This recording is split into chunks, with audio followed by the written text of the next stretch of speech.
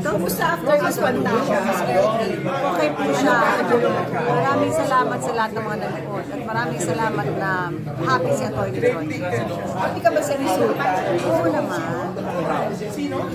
Ang co-prod naman si Sida, siya yung happy rin. Diba? Pero nga siya ng Thanksgiving party. I think January, taping ako sa January 15. Galing lang siya.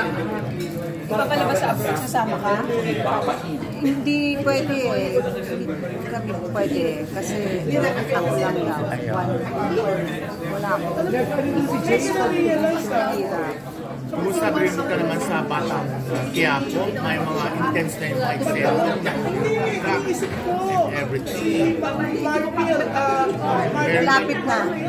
Lapit na ako matapos sa Batang. Oo nga, di ba? Pinapakita na yung teaser. Pwede may matapos, Madel. Pagkatapos nun, March kami mag-start ni Sylvia. Gagawin kami. Release the movie. Kayong dalawang bida. Kayo producer. Hindi kami ang bida. Kami yung nanay ng mga bida. Sino mga bata ang bida? Ano ito? Nagpa-audition na kilala? Nagpa-audition siya. Kayo din ang producer. Si Sylvia ang producer. Hindi ka kasali. Business partner kayo eh. Nag-withdraw ka na? Hindi pa. Nandun pa rin ako sa Monster at saka sa hanggang 7 years yun eh.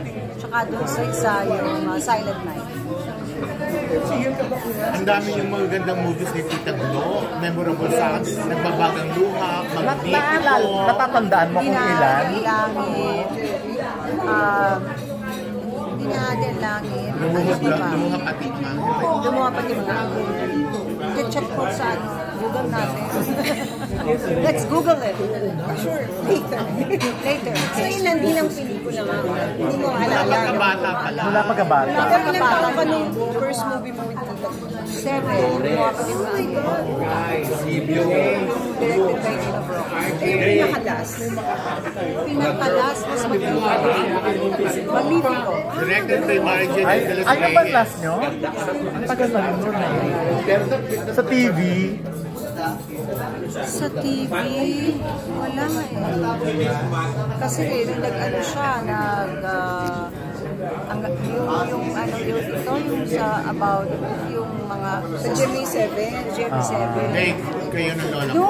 Nung palibasa doon, meron ako guesting once, I think. pero very close ka sa kanya. Kay Gloria. Tita Gloria. Siyempre parang ang bata pa ako. Correct. Sasama Ang dami ng ko pinag- siya eh. Pero kayo, meron pa yata kaming sinamahan nung bata ako. Ayun nga, hindi mo na lang matandaan. lang matandaan. Parang sila nila, di ba? Parang kailangan talagang balikan lahat. Kailangan balik kasi meron pa eh. Kasi alam ko 9 years old ako, nakasama ko pa. Balik siya eh. Kailan yung last encounter niyo? Yung nagkita kayo ng usap? I think it was like November. Pinuntahan daw siya, pinala. Sa Itulan. Nakakakilala pa siya noon. Sa Itulan. Yes. Anong pinag-usapan? Wala lang. Ano lang, kasi nanonood siya ng Batang Quiapo. Ah, talaga. So, pinikwento niya, uy, Nanonood siya ng Ang Probinsyano noon. Yung mga pinapanood niya lang. So ano, kwento ni Jerry kanina tumanggi. Sino ba tumanggi ng yung scene sa Batang Quiapo? Wala. Usapan natin. Baka na ikwento na yung RC. Wala akong sasabihin. Oo, wala rin sa sabihin. Pero parang ako rin naman, wag na. Wala akong sasabihin. Hindi naman ikaw ang tumanggi, sino ba tumanggi? Hindi tanolit naman na. Wala.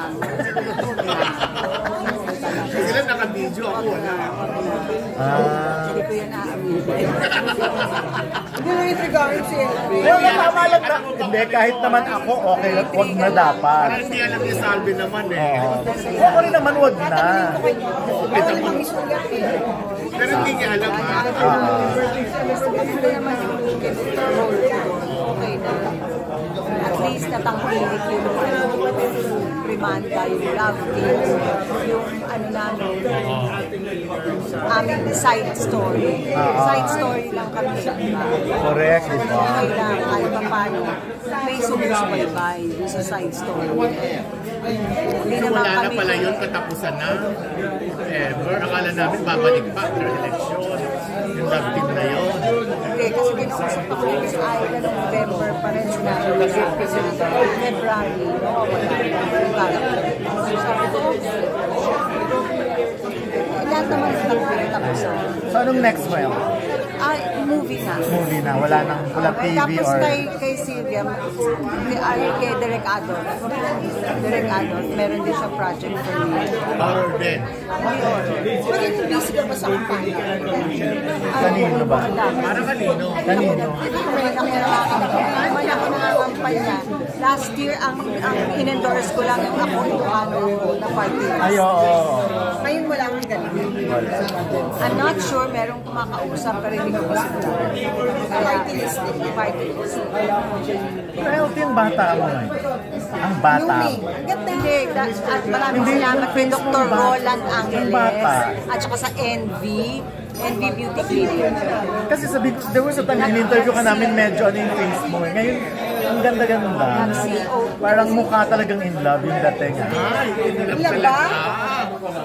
ba? Patingin si Tita Malu. Si Tita Malu, Pero tignan mo siya, oh, di ba? Malaba ko sa sarili ko. Ayun. At saka sa apo. Mga apo ko. Yun naman yung na-expect ko sa sagot mo yun. May iba pa ba? Malay natin. Hindi natin Kasi alam. di ba may bago na naman yung maliit na baby? Oo, kay Victor. Pero Dolfo Victor, si Dolfo. Si Hindi, parang Victor. seriously, anong nakakapagpabata sa'yo? Yung microneedling with exosomes plus.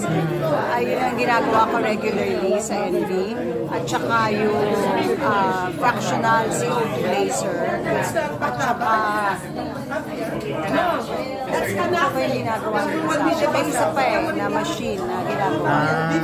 Kasi tignan mo pag tinignan kang close up High food. mas bata eh. Nag-high food din ako. At saka hindi na ako umiinom ng ng gamot ko sa, magagalit ang doktor ko pag narinig ko. Yung steroids ko for asthma. Okay. Oo. Kaya yung mukha niya. Nung di ba yung interview namin, sabi pa parang, pero ngayon kasi, ang laki ng Saka bata. pumayat kasi. May hypothyroid din ako. So yun na tumama na lahat yung gamot ko. 3 months na ako, Dr. Roland. Doon lang namin nalaman na bakit lang pumapayat. So pinatest na ako. Pero ngayon ganda na ng katawan. Di ba, mababasa mo ba yung mga pinopost sa X, sa Twitter? Di ba, lahat pinupuri yung look mo. Ang dami mong fans dun sa X. Aware ka ba? Oo naman. Yung mga pinopost nila yung mga pictures mo. Aware naman ako. Marami siyang fans club. Kaya nga eh. Pag nag-post nila ng Lahat mga bata. Ayun nga mga batang Mga Gen Z. O kahit nung pinagtanggol ka nila nung awards night. Di ba? Talagang pero wala ka namang Hindi ka mo na i-follow ako sa tapos na. Yun na lang yun. Wala, naalala ko lang. wala ka namang manliligaw na Gen Z. Ayoko namang agawin kay Dennis Trivio yung mababasahin niya. Sa kanya binigay yun. Pero wala kayong issue ni Vice ganda. Kumbaga, para lang alam niya, diba sinabi ko na, ito na po, babasahin na. Kasi parang ikaw ang nabash nung iba, akala hindi nila alam yung mga nangyayari behind the scenes. Totoo. Kaya Sana sa akin na lang binigay para nabasa ko ng buo. Tuloy, alam ko na ngayon, next time sabi ko, Diyos ko, parang mahirap palang magiging presenter. Yung iba umaayaw, si Tonton Gutierrez, ayaw mo presenter na dahil Magkakaso pala, magkagayon, iba na kasi ngayon eh. Bawat kilos niya meron na. Present ako na lang. kung sa tagal-tagal mo sa industry, parang Ako na lang. Meron kasi nag-present minsan, kadalasan, ako lang wala nang kasama. Kasi yung question nito, may chance ba na ma-inlove ka sa Gen Z o mas bata sa'yo? May in love, mas bata. Ayaw niya. Bakit? Baka ikaw ganun ka ba? Sorry kaya naman. Maniwala ka dyan. Hindi nga, hindi. Siyempre, no? Mahirapan mo pa sarili mo. Ano naman? Hindi, mawuwirduhan ka ba pag niligawan ka ng mas bata? Hindi na, wag na tayong kumapit. Ayaw mo agad Pero may nag-try ba? na manligaw. Pero wag na, tama na. Mukhang bata. Kasi sa ex nakikita ko eh, ang dami nag-admire sa'yo na mga bata. Okay na, maraming salamat sa kanila. Yun lang. Nakakapagbigay sila ng inspirasyon. Ayun. Lalo kong minamahal yung sarili ko. Lalo Okay. lalo akong nag-iingat. Lalo lalo akong nagkakaroon ng inspirasyon na alagaan. Pagka-napi ka na sa'yo. Ang sarap niya. Okay. Namiss